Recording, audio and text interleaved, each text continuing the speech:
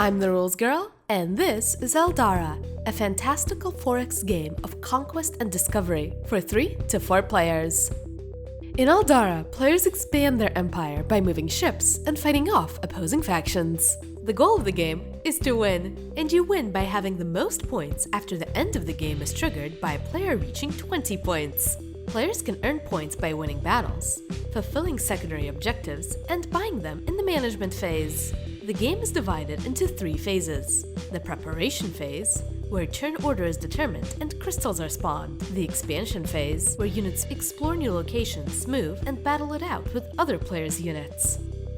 And the management phase, where players can build up and upgrade their units, score objectives, and check for the endgame victory condition. In the preparation phase, starting with the player with the least victory points and proceeding from least to most victory points, each player chooses a position in the turn order and places a faction token on the corresponding location on the turn order track.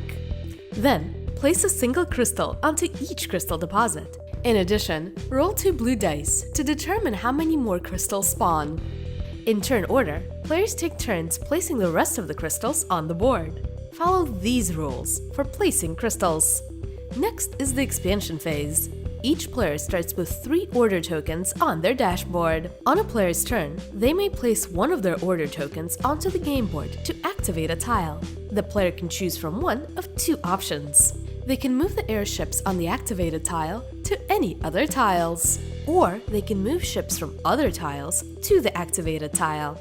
Ships must follow their movement restrictions, and there can be no more than 5 of one player's ships in one space.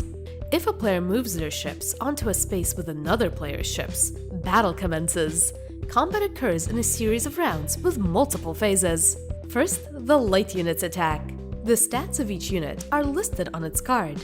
During this step, roll damage for all your light units and apply the damage to the enemy ships. Choose which ships to apply the damage to. If the damage equals a ship's armor value, that ship is destroyed. All other ships immediately repair any damage taken. Next, the heavy units attack. This works the same as the previous step.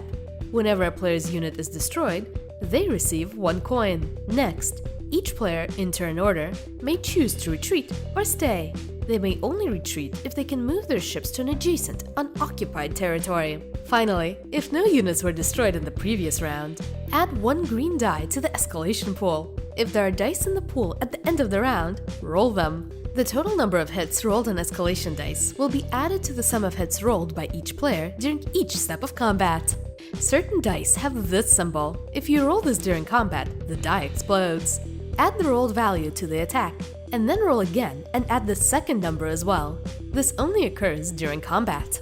At the end of the action, a player may explore any one territory on which they have a unit, provided it has not already been explored.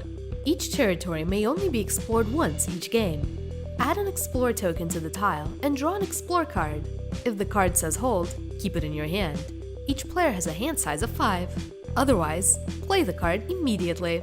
The final phase is the management phase. Players complete each step simultaneously, only moving to the next step when all players have finished. The first step is Mine.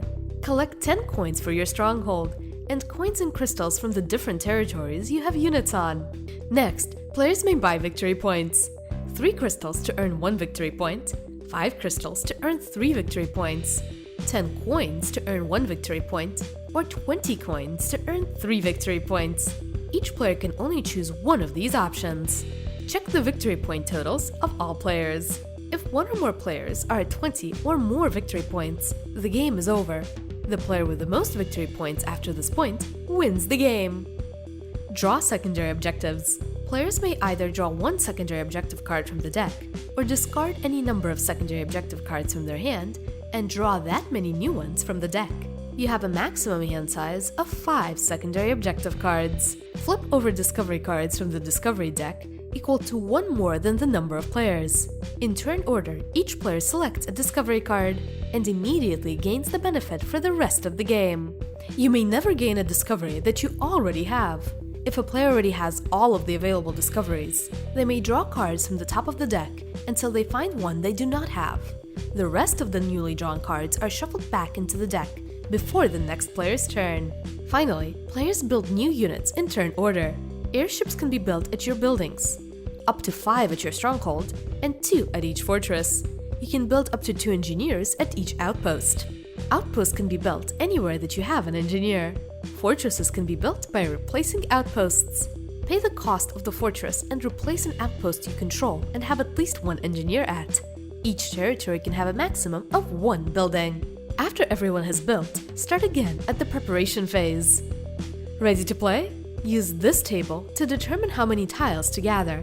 Shuffle them and shape them into a board like this. Shuffle the Explore deck and place it to the side of the board.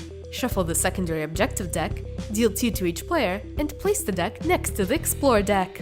Shuffle together Discovery deck and place this next to the Explore and Secondary Objective decks. Place the coins, crystals, Explore tokens, and dice to the side of the board where all players can reach them. For each player, place 1 player token at the start of the Victory Point track, and the other player token next to the Turn Order track. Next, give each player a random faction dashboard. Take the Stronghold tile that matches your player dashboard. Take a set of unit cards and display them in the designated area to the left of the player dashboard, placing them standard side up. Take all units of your color. Take 3 order tokens. Search through the Discovery deck to find the Discovery listed on your player dashboard. Place it face up near your player dashboard and shuffle the Discovery deck. Before the game truly begins, players must complete the Arrival step. Randomly choose a first player for the arrival and proceed clockwise. Starting with the first player and following turn order, each player chooses a tile location in which to place their stronghold. You must choose a tile that is not within 2 tiles of another stronghold. You may not place a stronghold on crystal deposits. To place your stronghold, remove the tile that was in the chosen location and replace it with your faction stronghold tile. Place 2 frigates and 1 engineer on this tile. Then, starting with the player who placed the stronghold last, and proceeding in reverse turn order, each player chooses a tile on which to place their outpost. You may not place your outpost on a crystal deposit. Place your outpost, 1 frigate, and 1 engineer on the chosen tile. You're now ready to play. If you enjoyed this video, consider liking it and subscribing to The Rules Girl for more rules videos.